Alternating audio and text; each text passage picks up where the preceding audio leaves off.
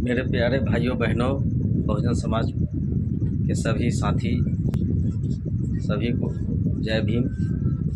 साथियों, जो जमुई का जो सिचुएशन क्रिएट हुआ है, इससे तो यही लग रहा है कि आने वाले समय में दलितों के बहन बेटी से विवाह कर के अदर लोग सभी रिजर्व सीट पर अपना उम्मीदवार उतारेंगे, जहां दलितों का कोई स्थान नहीं होगा।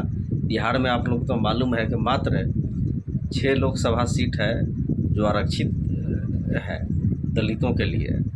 इस पे भी अगर दलितों के बहन बेटी को प्रेम जाल में फंसा करके उससे विवाह करके, हम विवाह के विरोधी नहीं है, विवाह होना चाहिए इंटरकास्ट, लेकिन क्या यानी दलित की बेटी अगर किसी अन्य कास्ट में ओबीसी एस या जनरल में शादी करती है तो क्या फिर भी वो रिजर्वेशन में ही खाएगी?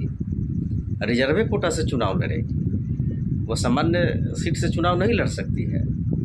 ये बता दिया है आप लोगों को तेजस्वी यादव ने कि आप दलित हो, कितना भी महान हो, अन्य कास्ट में शादी करके भी आपको अपने ही समाज के दिए हुए आरक्षण में खाना होगा, आप सामान्य सीट के लायक नहीं हो।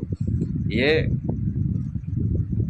जमुई सीट पर ये साफ साफ दिख गया है कि मुकेश यादव की पत्नी चुनाव लड़ रही है।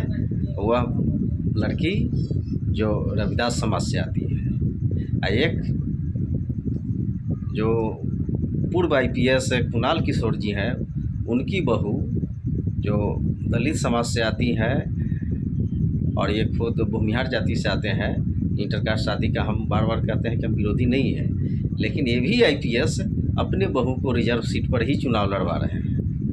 तो ये कहाँ तक सही है? दलित समाज के भाइयों, आपका 6 लोकसभा है, अगली बार हो सकता है कि सारे इंटरकास्ट शादी करने वाले लोग ही चुनाव लड़ेंगे और जो समाज के लिए काम कर रहा है दलित वर्ग में, वह मुँह देखता रह जाएगा, हाथ मल करके रह जाएगा, बेवकूफ़ बनते चले जाएंगे। और ये अब समाजवाद का ये ऐसा ही अब फिगर आ रहा है। आपको समाजवाद चाहिए, अम्बेडकरवाद चाहिए या मनुवाद चाहिए, ये आपको तय करना है। जय भीम, जय भारत।